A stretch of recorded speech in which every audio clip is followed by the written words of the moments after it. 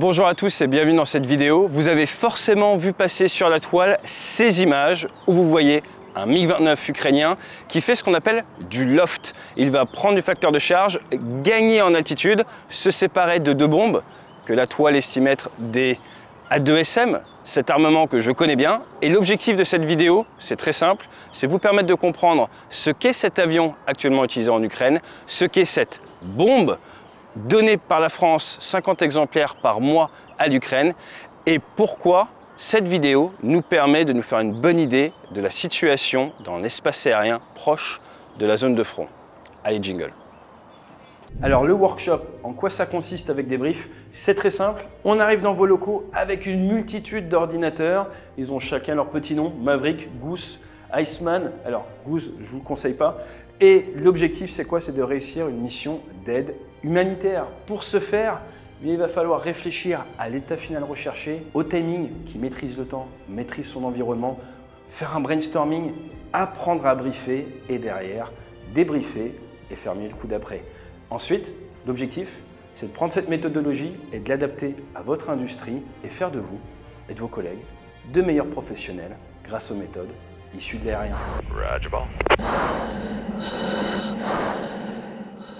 Le MiG-29 Fulcrum, c'est le petit chasseur soviétique. Rappelez-vous, MiG-29 petit chasseur, Sukhoi 27, gros chasseur, très rustique, apte à être mis en œuvre proche de la ligne de front.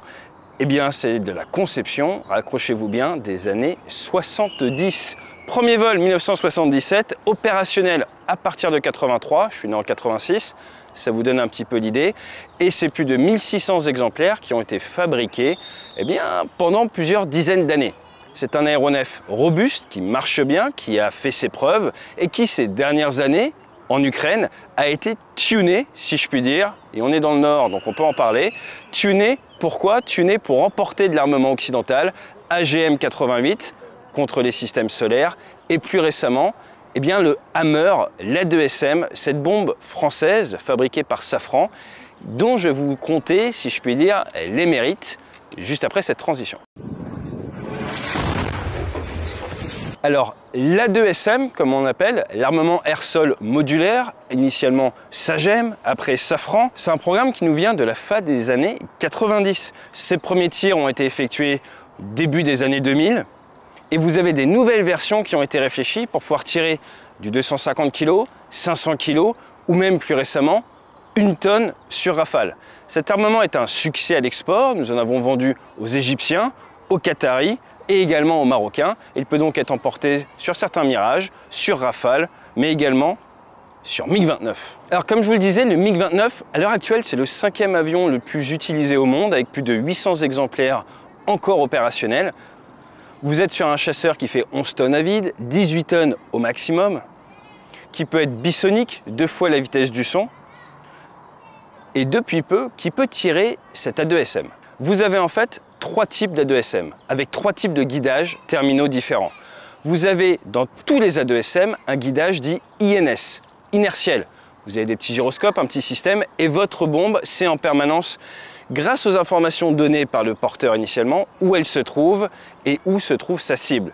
Et il va donc se guider pour arriver au-dessus de la cible et faire une certaine géométrie que je ne vous partagerai pas, pour ne pas passer supersonique et venir impacter la cible avec un maximum de précision. Après, vous avez un guidage GPS, grâce au GPS et aux clés GPS militaires pour augmenter sa précision, clés fournies par les Américains quand vous êtes membre de l'OTAN. En Ukraine, je n'ai pas l'information. Et ensuite, vous avez également un guidage qui peut être laser, du grand classique comme la GBU-12, mais qui nécessite soit un drone pour illuminer, soit des opérateurs au sol, soit un avion. Et ensuite, vous avez l'infrarouge grâce à des images que vous obtenez en préparation de mission grâce à la reconnaissance ou grâce aux satellites. Et en arrivant au-dessus de la cible, votre A2SM regarde ce qui se passe et va reconnaître où se situe la cible. Par exemple, ce pont va savoir taper au bon endroit avec une précision de l'ordre du mètre. C'est bluffant, c'est français, ça marche bien et c'est pas donné. Vous êtes en prix source ouverte, aux alentours à l'heure actuelle des 200 000 €, mais il existe des versions réfléchies pour descendre aux alentours des 80 000 € pièce. Pour faire simple, la spécificité au-delà du guidage de cet armement, c'est son KAP, son kit d'augmentation de portée. Pour faire simple, l'A2SM, ça vous donne quoi? Une fusée, un gros booster à l'arrière qui va vous permettre, en source ouverte, d'atteindre 15 km de portée depuis la basse altitude ou 70 km de portée depuis la haute altitude. Donc, ça va vous permettre d'aller taper des positions sans normalement vous rapprocher de l'adversaire. Et c'est exactement ce qu'on voit sur ces images que nous allons décortiquer. Donc là, vous avez le sol, vous avez votre MiG-29, très basse altitude. Pourquoi? Pour se cacher des systèmes adverses, des radars, des avions de chasse. Et plus vous êtes bas, plus la portée des missiles est réduite. Pourquoi? Eh bien parce que l'air est plus dense. Donc ce MiG-29 vole bas et là vous le voyez prendre du facteur de charge, se lever, monter à environ 60 degrés néo. Pourquoi? Pour venir chercher de l'énergie potentielle de pesanteur de l'altitude, ce qui va permettre d'augmenter la portée de son kit A2SM. Donc en source ouverte basse altitude, on est de l'ordre de 15 km, on est donc très proche de la cible qui peut lui avoir été donnée en radio, s'il a la capacité à rentrer les informations dans son A2SM, ce qu'on ne sait pas à l'heure actuelle en source ouverte, ou cible qui a pu être prévue à l'avance avec des coordonnées mises dans le système de l'A2SM,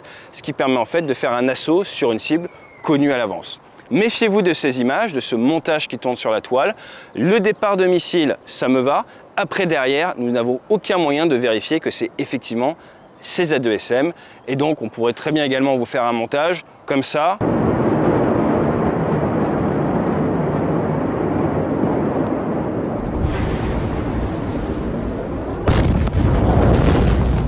Assez puissant, un A2SM, mais en fait, ça c'était l'explosion à Beyrouth. Hors sujet complet.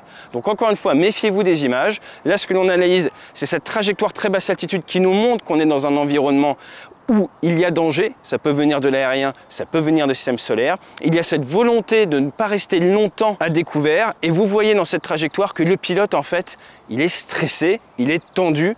Pourquoi? Eh bien, à cause de ce coup de gauchissement. Ce coup d'aileron, regardez cette trajectoire où l'avion part tout de suite, ce qu'on appelle dans un abort, il part en virage à gauche alors que les bombes se détachent à peine de l'avion, ce qui montre une précipitation, soit parce que l'avion vient de voir qu'il est éclairé radar, soit parce que le pilote est tendu. Dans tous les cas, c'est dur pour un pilote professionnel de voir ces images parce qu'on se dit « aide tes bombes à t'aider, attends quelques secondes de plus avant de partir en virage ». C'est plus facile à dire qu'à faire, mais tout ça, ça se calcule par rapport aux menaces que vous connaissez en amont et au type de système ennemi qui peut vous targeter. Petite note pour les spécialistes, car je sais qu'il y en a, quand vous retrouvez 60 degrés néo, à votre avis, quelle problématique vous pouvez avoir en tant que pilote? Eh bien, vos dalles de détection de guerre électronique, ce n'est pas tout à fait la même chose que quand vous êtes à plat. Tout a été réfléchi pour un avion à plat. Quand on commence à monter comme ça avec des très fortes pentes, il est possible d'avoir des masques au niveau de la guerre électronique. Je ne sais pas pour le cas du MiG-29, mais c'est un point à prendre en compte. Et donc, vous avez moins d'informations au moment où vous grimpez comme ça sur si vous êtes targeté, pris en compte par un missile adverse ou pas. Et autre petit détail technique, vous voyez l'absence de leurrage préventif, ces fameux leurres contre les systèmes solaires très courte portée. Donc ça nous amène à croire que ce tir a lieu en territoire ukrainien, protégé des systèmes très courte portée russes, ce qui vient donc nous amener vers le fait que le pilote a quand même quelques secondes devant lui. Dans tous les cas, on voit que le pilote part sur la gauche, s'en va, et derrière, on ne sait pas exactement ce qui s'est passé au résultat, mais ça me paraissait intéressant de commenter ces images que vous avez été nombreux à m'envoyer et revenir sur ce qu'on appelle un loft. Loft que j'ai beaucoup pratiqué en super étendard, on le faisait à la bombe non guidée, on le faisait à la bombe guidée et beaucoup moins sur Rafale car c'est moins dans notre culture sur Rafale normalement et ce n'est pas vraiment dans la doctrine, j'ai envie de dire occidentale d'emploi de l'A2SM normalement de le tirer exactement comme ça, mais je ne rentrerai pas plus dans les détails. Dans tous les cas, bon courage aux utilisateurs d'A2SM, on voit bien que ça a une utilité car au vu de la trajectoire, il semblerait qu'il y ait de la menace dans la zone et que chaque seconde comptait, quitte à prendre le risque d'envoyer du roulis et alors qu'on n'est pas vraiment séparé de la bombe, ce qui a déjà été fait dans le passé sur d'autres types d'avions et qui a amené plusieurs pilotes malheureusement à avoir des carrières assez courtes. Donc si vous êtes pilote ukrainien, laissez le temps à la bombe de partir avant de mettre les ailerons. Ça sera sûrement beaucoup plus une situation d'avenir, même si encore une fois, plus facile de donner des conseils ici tranquillement, bien en sécurité avec notre arme nucléaire française, que là-bas sur le champ de bataille. Allez, fly safe.